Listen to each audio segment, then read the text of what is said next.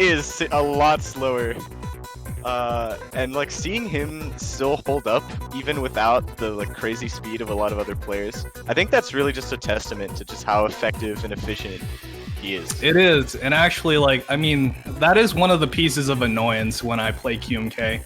Because, I mean, we've been experimenting with the back-to-back style for a while now, and I think, like, we've determined what the limitations of it are, or at the very least, like, the limitations that both of us have with that style of play.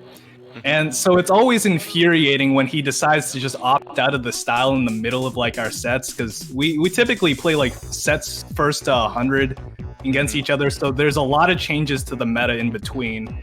And it's the most annoying change when he goes back to that meticulous style, because I'm just getting like timed out of the wazoo.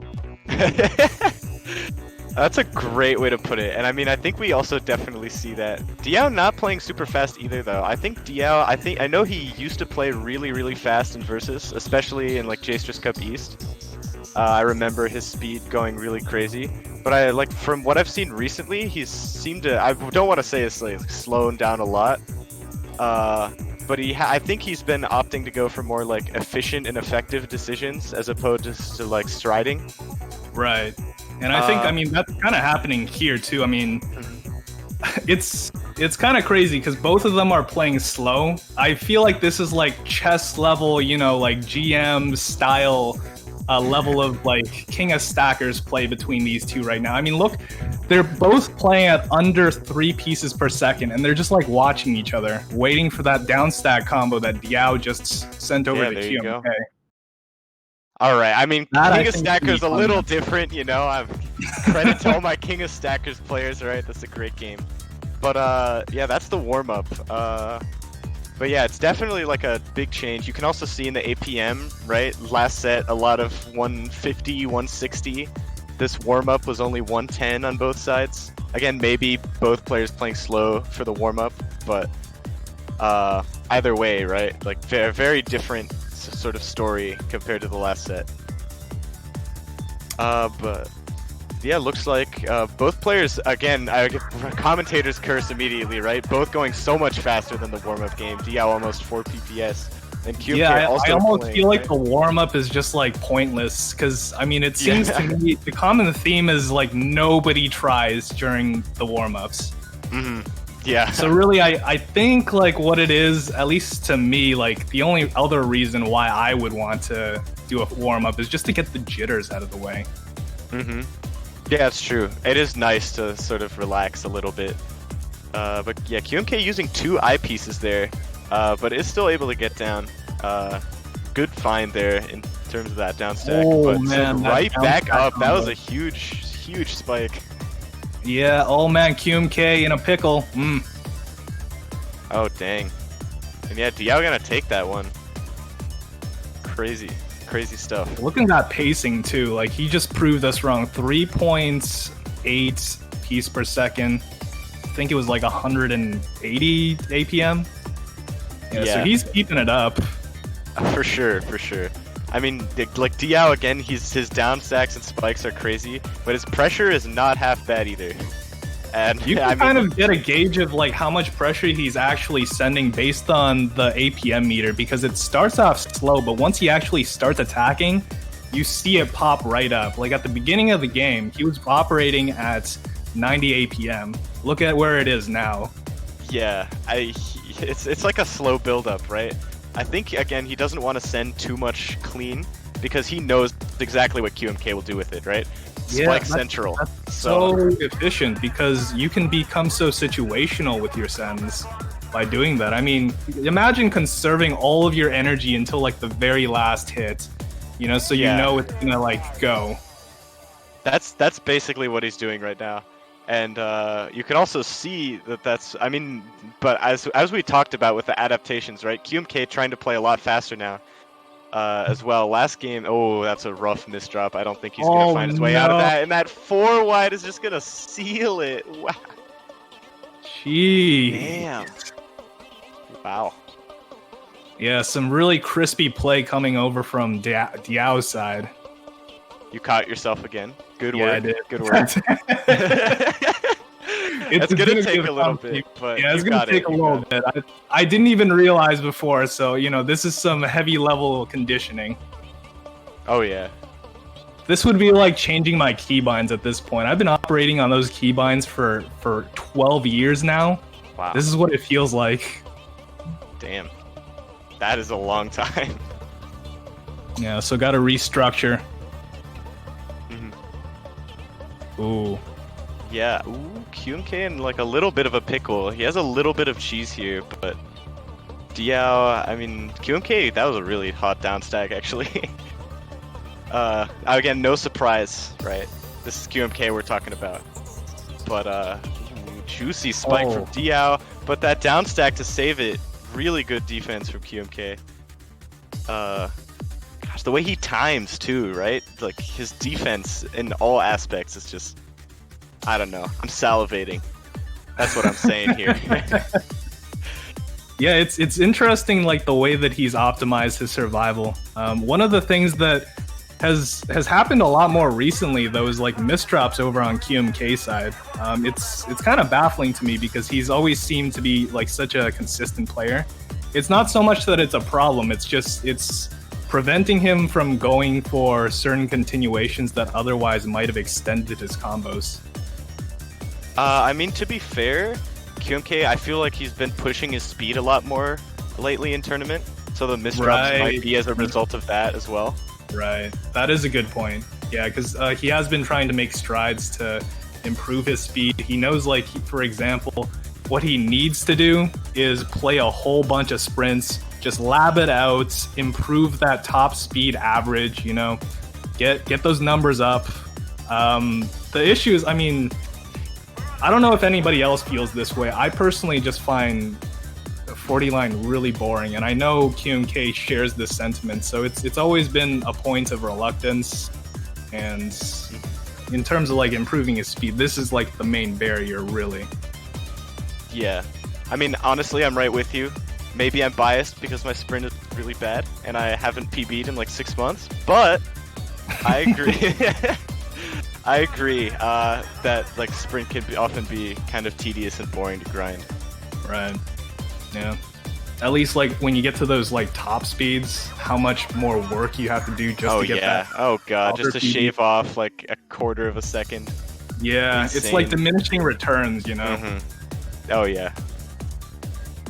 But yeah, looks like both players. Oh Look at no, Diao's that field. misdrop. Wow. Oh, that was really unfortunate. Diao's field also so warm up, so it looks like they're getting right back into it. Diao's got a really nice field here, and QMK's got a bit of cheese here. Oh, but Diao's got the misdrops, so both of them working with their own problems here. You're also seeing this, right? Yeah. Well, what I was watching was that down stack combo Diao went for. Yeah, that was crazy, right? Yeah. The consistency of it is always baffling. You're getting interrupted by Dazer, but I don't think they can hear Dazer. Yeah, I don't think so either. It's okay. It's okay. You can keep going. I generally just ignore him these days. It's getting a lot easier to do that. Yo! Shots. Look, the pause did it. The pause did it. Diao running out of steam. QMK taking a game here. Keeping his head in the game right now. Yo, QMK's field is so clean. This down. Oh, okay. I thought there might be a little more to that down stack. Still really nice though. Yeah, I was looking at his screen, and I thought I was actually looking at Diao's side, like how clean that combo was, because that's so characteristic of his play. Yeah, no, but they're both just so good at that. They're both so good at mind-boggling stuff. But Diao's got a bit of a messy field, but looks like I don't think QMK can punish that. Interesting. Really. Oh, QMK that was a 3 wide. Yeah, that's one of the most unfortunate things about setting up for a combo. Even if it's no matter what it is, like 2 to 4 wide, like whatever combo it is that you're setting up, you always want to make sure the timing's correct on it, because if not, one thing you always want to happen is to punish that, you're not punishing that, then your opponent will feel free to go for a 4-wide at any time. In this case, it was a 3-wide, which is fine. It's just he wasn't able to get it off, so essentially what it was a free game for Diao, and that's not what you want. Yeah, obviously. But yeah, he only got like a 5 combo or so out of that, and like Diao knows how to be a lot more efficient than that, especially because QMK was already at the top of his field. So that's like, you gotta like, you know, it's very two-sided. Unfortunate to like give it up. I think like there's almost a reluctance into. Oh no, QMK with that 6. That's that rough. game wasn't so good. Yeah. But there's almost like a general sense, like if you're going for a 4-wide, you better stack up to the very top for it. Obviously, because like it's a big investment of your time if it doesn't work out, and it could be a momentum shifter for your opponent and the game. Like if you were in a position to 4-wide, then you should ideally be in the lead, and you're just trying to extend it or finish the game off. Yeah, it's just like a way to punish your opponent, right? Yeah, QMK just has to put a little bit more pressure on. He's so close. Diaz was like at the top of the screen for so long there, but QMK not finding enough damage that he could deal. Oh, okay. These are really nice stacks that are coming in from Diao. I love how like centered he's being. Centered in what way? Centered in the sense like, you know, the natural continuation to the way that he's playing is to open up the field for a center 4-wide continuation. Like, I think that's beautiful, because one of the things that I think is going to evolve in the meta is just the way that players are able to extend their combos. And one of the ways to do that is to maintain center in your stacks. That way, like, you're never caught in a vulnerable spot. There's always some kind of continuation that you can follow up on from this position. So I think like it's incredibly valuable to learn. Oh, for sure. Yeah, no, I definitely get what you mean there. But this has been very back and forth, this game, where one person's at the top and then can't quite top out the other person, and then the other person's back at the top. But no real like decisive killers yet. In this game, QMK has got a bit of a rough stack. Never mind. He's out of there. He's good, probably. Yeah, these can be the most taxing mentally in terms of like the kind of matches that you can go for. Because, I mean, you know who we're talking about right now. 2 of the best down stackers in the world. 2 of the best players who's able to like find such intricate and creative ways to get out of situations. So naturally, like, you know, you'll want a big spike on both of them, but at the same time, neither of them, you know, they've got this survival instinct about them. Never say die. Speaking of which, how are they both alive right now? This is exactly what happens. Look, like there's almost like no difference to when there was hurry up and when there is. Both of them still surviving everything. Oh, Diao might have a little issue here. QMK, wow! QMK gets there somehow. Oh my lord. That was like his last-ditch effort. It was who gets the T first, and it was QMK. And hey, I mean, I know you said playing the hurry up card. Okay, you know. Yeah. Wow, that was rough. I was actually kind of hoping for hurry up garbage rounds for like the entirety of this match, but yeah, like those quick ones, they don't feel so good when it happens. Yeah, because it's usually like a big mistake on one's end. Yeah, I mean, especially after a hurry up match too. But okay, QMK responds in kind. Pretty quick game here. They're evened up too. I mean, +4 to Diao. Okay, so it isn't adjusted. Yeah, it's not equal, I think. Diao +3 only. Not accepting the full offer of QMK for the +4. Interesting. I respect the decision though. Makes sense. Yeah, I mean it's the honorable thing to do, I think, in a situation where, you know, like nobody's at fault really. Yeah. Except the tournament organizers. No. I'm messing, guys. Don't flame Dazer. He puts so much work into these, alright? Give him some love. Yeah, the production value has actually gone up quite a bit ever since like the beginning of the year. You know, he's been taking some tips from previous tournaments that have been run. Yeah, no, like Dazer has been improving a lot. I mean, maybe the brackets were still out 30 minutes late, but I mean, hey, what can you do? But yeah, and I mean, they're always improving, right? And just like players, just like commentators, right? Oh my god! Wow. Oh Oh my god! What did you see? How many like combos that were? It was quite a bit. I mean, I'm guessing probably 9, and there was like T-spin doubles and yeah. Yeah. Jesus, that was insane. Wow. Yeah, that's the future right there. Yeah, I think that's how you're gonna win games. If you can try to like set up those situations continuously, then I think like it could actually veer towards how people in Han game actually set up.